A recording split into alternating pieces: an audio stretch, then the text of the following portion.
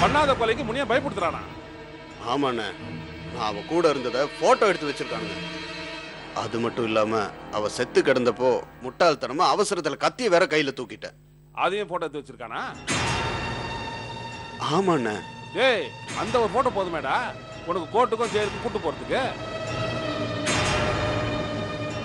ஏடா நான் தான் படிச்சு சொன்னேன்ல, எனக்கு அப்புறம் ரெண்டாவதா முனியா உன்னதான் குறி வச்சிருக்கான்னு கேட்டியா? இந்த பார், நீ எதுல வீக்குன்னு தெரிஞ்சு வச்சுக்கிட்டு எவ்வளோ ஒருத்தைய வச்சு உன்னை காலுக்கு நிக்கிற நாயா மாத்திட்டான். டே, அவன் என்ன வேணாலும் பண்ணுவான்டா. அப்பா மேல இருக்கிற கோவத்துல அவன் என்ன வேணாலும் பண்ணுவான். அவன் வெறி பிடிச்சவன்டா அவன். இந்த பார், உன்னை கார்னர் பண்றதுக்காக ஒரு பொண்ணையே மர்டர் பண்ணிருக்கான். டேய், அவனோட நோக்கமே நம்ம 3 பேரையும் அப்பா கிட்ட இருந்து பிரிக்கிறது தான். முதல்ல நான் வந்துட்டேன்னா, இப்ப நீ வந்துட்ட, நாளைக்கு நாளானைக்கு தீபைக்கு பிரிச்சு கூட்டு வந்துருவான். டேய், அவன் ரொம்ப கேடு கட்டவன்டா அவன். உண்மைதானே, முதல்ல நீ அவனை பத்தி சொன்னப்போ ரொம்ப சாதாரணமா தான் எடுத்துக்கிட்ட. கிட்ட போனதுக்கு அப்புறம் தான் அவன் ரொம்ப பயங்கரமானவன் தெரியுது.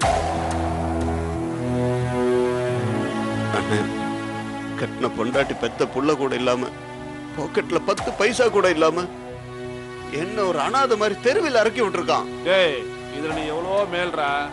என்ன பிச்சைக்காரன் மாதிரி தெரு தெருவா ஊர் ஊரா அலைய வச்சான். எவனை பார்த்தாலும் அவன் ஆளு மாதிரியே தெரியல. ஒரு பொம்பளை பின்னால போனதுனால என் வாழ்க்கை மொத்தமும் போச்சு. இதுக்கு மேல நான் சாகர வரைக்கும் அவன் நிக்க சொன்னா நிக்கணும், உட்கார சொன்னா உட்காரணும்.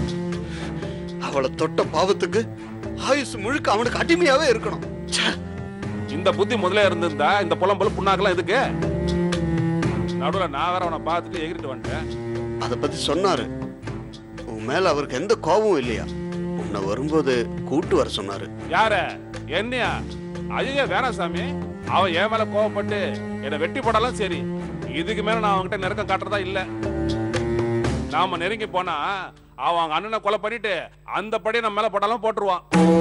இல்லன்னு அவங்கள கண்டிப்பா கூட்டு வர சொல்லியிருக்கான். எனக்காக ஒரே ஒரு தடவை வாங்கினேன். யாராவ ஒரே ஒரு தடவை ஏமா வீசுற கயிறுக்கு கழுத்து கொடுன்னு சொல்ற மாதிரி இருக்கு. நான் வரலப்பா. உன்னை நான் கூட்டு போலனா எனக்கு பிரச்சனை வரும். டேய், நான் உன் கூட வந்தேன்னா எனக்கு பிரச்சனை ஆயிடும்டா. அண்ணே, அப்படி ஒன்றும் வராதுண்ண. நான் இருக்கேன்னு உனக்கு. நீ இருப்படா, நான் இருப்படா. அண்ணன், இந்த பர்றா, நான் பேசுற கோவத்துல அவன் என்ன ஒரே குத்தா குத்தி போட்டாலும் போட்டுருவான்டா. உன் குடும்பம் அவன் கையில இருக்கிறதுனால வேற வழி இல்லாம நீ வேடிக்கை பார்த்து தான் ஆகணும்.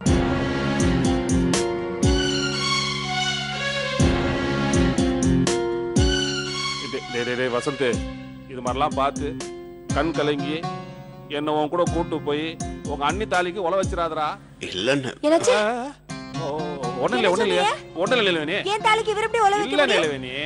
இவ வழியில முனியனை பாத்துருக்கானா? முனிய என்ன பாக்கணும்னு சொன்னானா? அதுதான் நான் கேலியா சொல்லிட்டு இருந்தேன். காலையில சொல்லவே இல்லையே. வேண்டாம், வேண்டவே வேண்டாம். அந்த முனி இருக்கிற தசை பக்கம் கூட நீங்க போக வேண்டாம். அண்ணே, அண்ணனை நான் பத்திரமா கூட்டு போய் பத்திரமா கூட்டு வந்துடுறேன். நீ வேண்டாம் வேண்டாம் சொன்னா கேளுங்க.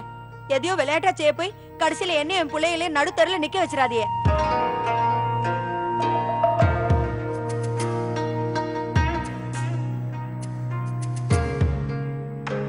சரிடா வசந்த், வாடா போலாம்.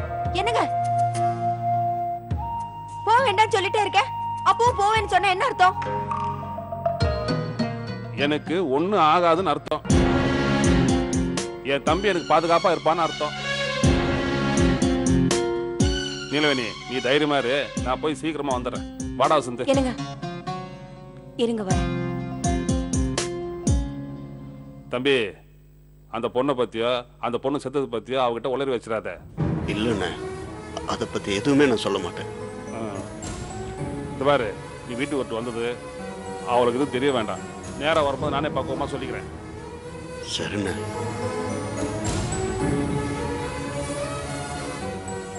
கங்கை அம்மன் கோயில் குங்குமம் இது. அந்த அம்மா உங்களுக்கு எதுவும் ஆகாம காப்பாத்துவா. சாக்கிரதையா போயிட்டு வா. வரமா வரனே.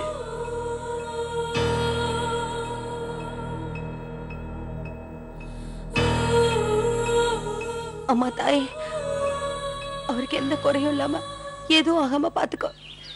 சேட்டு, எதுக்கும் கவலைப்படாத. என் தம்பிகிட்ட சொல்லிட்டல, எல்லாத்தையும் அவன் பார்த்துப்பான். உன் பணம் சல்லி காசு கூட குறையாம உன் கைக்கு வந்து சேர்ந்துடும். ஆனா அதே சமயத்துல எங்க கமிஷன் தொகை எங்களுக்கு கரெக்டா வந்து சேர்ந்துடணும். தெரியுமில்ல? அது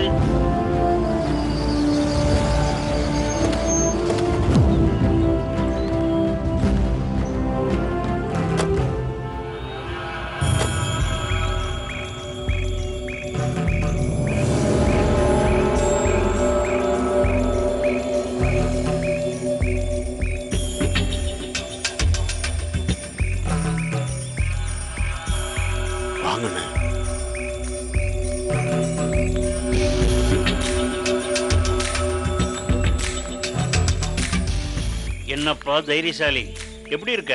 நான் நல்லா இருக்கேண்ணே. நீங்க கோவப்பட்டத கொந்தளிச்சத நாங்க மறந்துட்டோம், மன்னிச்சிட்டோம். தைரியமா இரு. ஏப்பா பிரேமு, என்னப்பா இவன் உன்னை விட பெரிய தைரியசாலியா இருக்கான்? கொலையெல்லாம் பண்றான்ப்பா.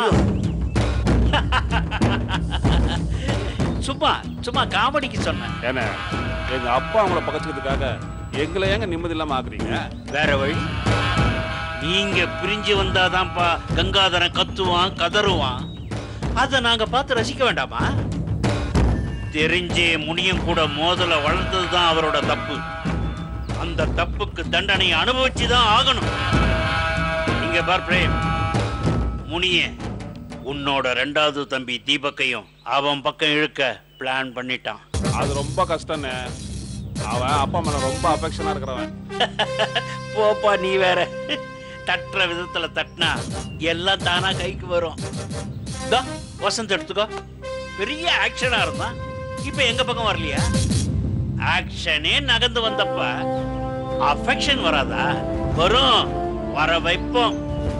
அதுல நாங்க பெரிய எக்ஸ்பர்ட். இப்ப எதுக்கு அதெல்லாம் பேசிக்கிட்டு? இப்ப நம்ம ஜாலியா இருப்போம். ஓகே, என்ன பண்ணலாம்? வசந்த், அண்ணன் ஒரு போட்டோ எடு. எடு. தனியா இல்ல, ஜோடியா எடுக்கணும். பிரேம் வா வா, அண்ணன் பக்கத்துல வா. அட வாப்பா.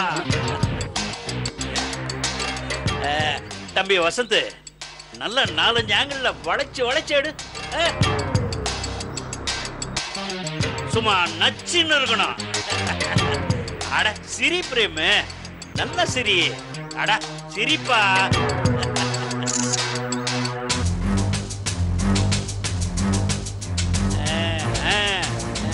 அட நல்லா சிரிப்பா.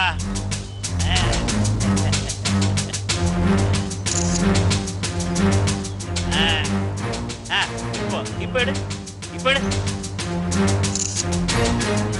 போதும் போதும் போதும் போதும். இப்போ நீ என் பக்கத்துல வந்து நில்லு. பிரேம், நீ போய் அங்க நின்னு போட்டோ எடு. போ ராஜா.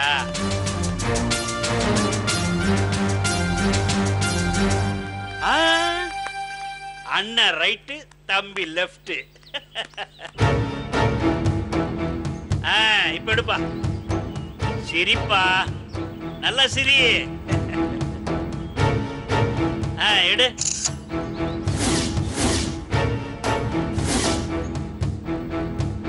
வர்றா, நல்லா சிரிப்பா.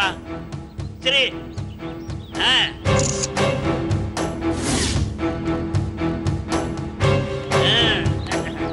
அப்படி. போதும்பா, போதும். இங்க காட்டு.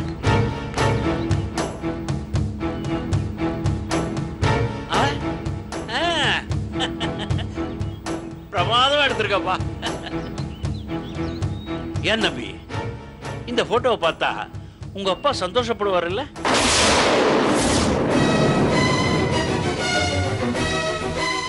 நம்ம பிள்ளைங்க பெரிய பெரிய ஆளுங்களோட எல்லாம் ஃப்ரெண்ட்ஷிப்பா இருக்காங்கன்னு சந்தோஷப்படுவார் இல்ல? என்ன பாக்குறீங்க? உங்க அப்பா பாக்குறதுக்காக தான் இந்த போட்டோவே எடுத்தேன். என்ன? ஆமா தம்பி, இது வெறும் போட்டோ இல்ல, வெற்றி போட்டோ. நாங்க சொல்லி அடிச்சதுக்கான வெற்றி போட்டோ.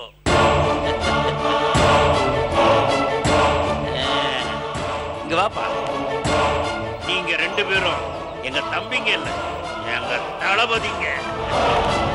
சிரிங்க.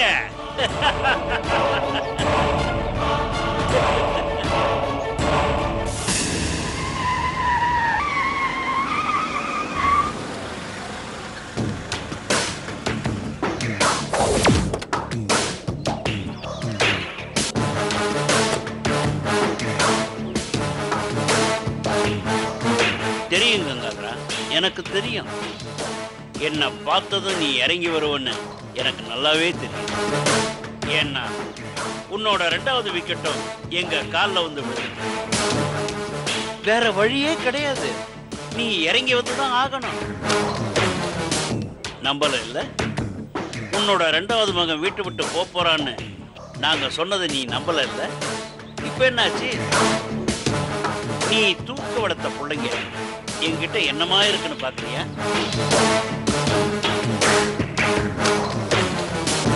உன் 2 பசங்களையும் இந்த கவர்ல எப்படி கவர் பண்ணி வச்சிருக்கேன்னு பாக்குறியா?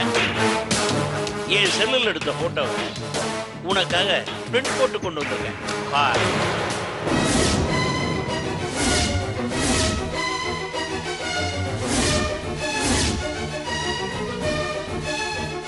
எங்க தளபதி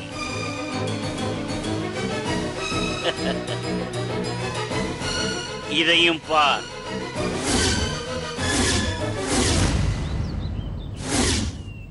எங்களோட இன்னொரு தளபதி எப்படி இருக்காங்க? எங்களோட 2 தளபதிகளும் நல்ல சிங்கக்குட்டி மாதிரி இருக்காங்கல்ல? எப்படி நோவாம கொள்ளாம உன் மகன்களை எங்க கிட்ட கொண்டு வந்தோம் பாத்தியா? கங்காதரா, நாங்கெல்லாம் கர்ப்பத்தில் இருக்கிற குழந்தைய தாய்க்கு தெரியாமலேயே களவாடிட்டு வந்துருவோம். முனியன் சொல்ல சொன்னான், உன் 2 பிள்ளைய பிரிச்சும் கூட அவன் தாகம் தனியலையா. உன் 3வது பையன் தீபக்கையும் அவன் தம் பக்கம் எடுத்துக்க போறானா. உன் 2 பசங்களும் சும்மா ஒன்னும் எங்க கூட வந்து சேரல. உருட்டுற விதத்துல உருட்டணும், மிரட்டுற விதத்துல மிரட்டணும்.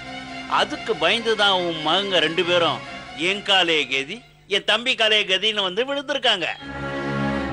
கங்காதரா, இருக்கிறதுலயே பெரிய சோகம் புத்திர சோகம். அதாவது பெத்த புள்ளைய உயிரோட பிரிகிற சோகம். ராமன் காட்டுக்கு போறத பார்க்க முடியாம தசரதன் சோகத்துல செத்தே போனான். அந்த கதை தெரியும்ல உனக்கு? அதனால முன்கூட்டியே உனக்கு ஒரு நல்ல தகவலை சொல்றேன். எங்களோட அடுத்த இலக்கு உன்னோட 3வது மகன். இதே உருட்டல் மிரட்டல் உன் 3வது மகனுக்கும் வரும், வர வைப்போம். அவனையும் தாரவாத்து கொடுக்க தயாராயிரு.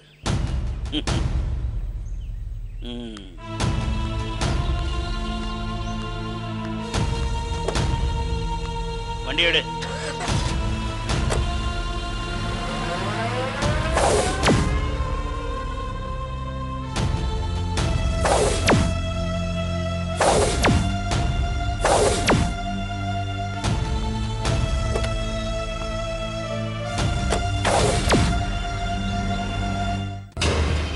என்னப்பா சொல்றீங்க? நானும் மீராவும் வீட்டு விட்டு போகணுமா? ஆமா, நீங்க வீட்டு விட்டு போகணும். எதுக்காக போகணும் மாமா? காரணத்தை சொன்னாதான் நீங்க வீட்டு விட்டு போவீங்களா? அதுக்கு இல்லப்பா, நீங்க திடீர்னு இந்த மாதிரி சொல்றது பயங்கர அதிர்ச்சியா இருக்குப்பா. நான் சொன்னது உங்களுக்கு அதிர்ச்சியா இருக்கலாம். ஆனா இந்த விஷயத்துல நான் நிதானமா யோசிச்சுதான் முடிவெடுத்திருக்கேன். தயவு செய்து இந்த வீட்டை விட்டு போயிடுங்க. போயிடுங்க போயிடுங்கன்னு ரொம்ப சாதாரணமா சொல்றீங்களே மாமா. செத்து போங்கன்னு சொல்லுங்க, செத்து போயிடும். விட்டுட்டு போ, வீட்டை விட்டு போன்னு மட்டும் சொல்லாதீங்க. மீரா, தயவு செஞ்சு என்ன ரொம்ப பேச வச்சிடாதீங்க பிளீஸ். இந்த விஷயத்துல என்னோட முடிவு ரொம்ப தீர்மானமா இருக்கு. வேணும்னா நானே உங்களுக்கு ஒரு நல்ல வீடா பார்த்து ஏற்பாடு பண்ணி தரேன். ஆனா நீங்க இந்த வீட்டை விட்டு போயிடுங்க ப்ளீஸ்.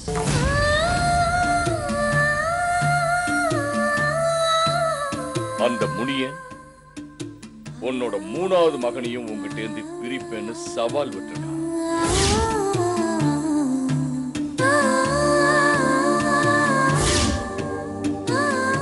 அந்த முனியன் உன்னை எங்கிட்ட இருந்து பிரிக்கிறதுக்கு ஏதாவது ஏடாகுடமா பண்றதுக்கு முன்னாடி நானே பத்திரமா என் மகனை எங்கிட்ட இருந்து பிரிச்சு அனுப்பி வைக்கிறேன்.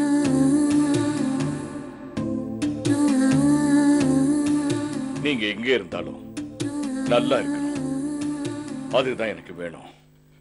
அப்பா இந்த பிரச்சனைக்கு முனியன் தான் காரணம்னா வாங்கப்பா இப்பே போலீஸ் ஸ்டேஷன் போய் கம்ப்ளைண்ட் பண்றோம். வேண்டாம் தீபக், ப்ளீஸ். நான் சொன்ன மாதிரி நீங்க இந்த வீட்டு விட்டு போயிட்டாலே போதும். என்னங்க இது? நீங்க பேசுறது உங்களுக்கே நியாயமா இருக்கா? எவனோ என்னமோ சொன்னான்றதுக்காக நம்ம நிழல்ல நம்ம கிட்ட பாசமா இருக்கிற பிள்ளைங்களை நாமளே துரத்தலாமா? நம்ம நிழல்ல நம்ம பிள்ளைங்களுக்கு ஆபத்து வந்துடக்கூடாதுன்னு தான் நான் துரத்துறேன். அந்த முடிய மறக்கனா இருக்கா, பிரிச்சே தீர்வேன் ஒரு வெறியோட இருக்கா.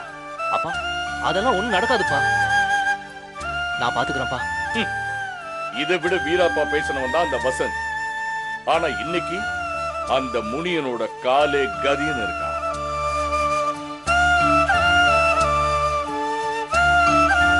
அண்ணன் பிரேம கொன்னுடுவேன் மிரட்டி இந்த வீட்டு விட்டு வெளியே அனுப்புனா. வசந்த என்ன பண்ணான்னு தெரியல, அரண்டு போயிருக்கான். எனக்கு என்னமோ நடந்த கொலைக்கும் இந்த முனியனுக்கும் ஏதோ ஒரு தொடர்பு இருக்குன்னு சந்தேகமாயிருக்கு.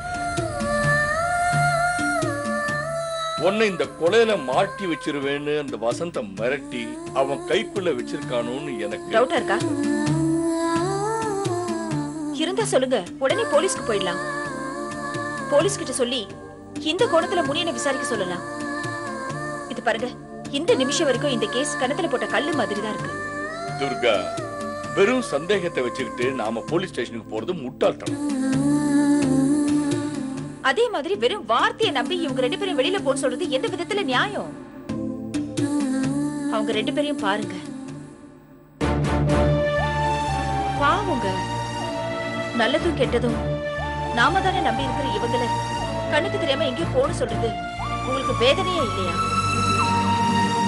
இது பாருங்க, தொடர்ந்து அவங்களை வேதனைப்படுத்தாம வெளியில போடுங்கிற நினைப்ப தயவு செஞ்சு உங்க முடிவை மாத்திக்கோங்க. சாரி துர்கா, இந்த விஷயத்துல என்னோட முடிவுல எந்த மாற்றமும் இல்ல.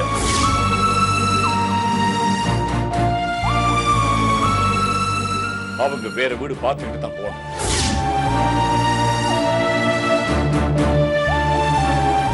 பிரேமும் வசந்தும் என்கிட்ட சொல்லாமையே போயிட்டாங்க.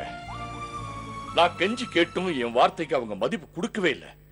இவங்களாவது நான் சொன்ன வார்த்தையை மதிச்சு போட்டுமே. நானும் அவங்கள நல்லா வாழணும், வாழுங்கன்னு வாழ்த்தி தானே அனுப்பி வைக்கிறேன். அப்பா இல்லப்பா, நான் போக மாட்டேன்ப்பா. அப்பா எவனோ ஒருத்தர் சொன்னதுக்காக நாங்க ஏப்பா எங்க அப்பாவை பிரிஞ்சிருக்கணும்? அப்பா என்ன நீங்க கொன்னே போட்டாலும் நான் உங்களை விட்டு போக மாட்டேன்ப்பா. நான் செத்தா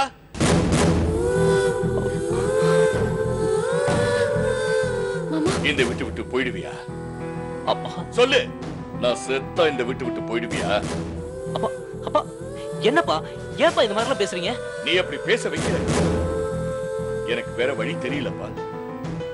அது மட்டும் இல்ல, மீரா கர்ப்பமா இருக்கா.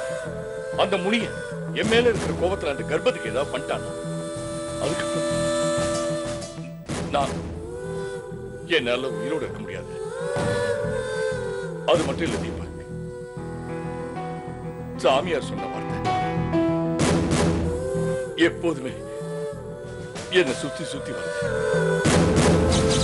அடுத்தடுத்து பிரிவுகள் வரப்போகிறதே. உனக்கு உறவுகள் விரோதமாகும் நேரம் இது. சொந்தங்களை பிரி. எனது கையில் இருக்கும் உனது குடும்ப ஜாதகம் யமன் கையிலும் இருக்கிறது கங்காதரா.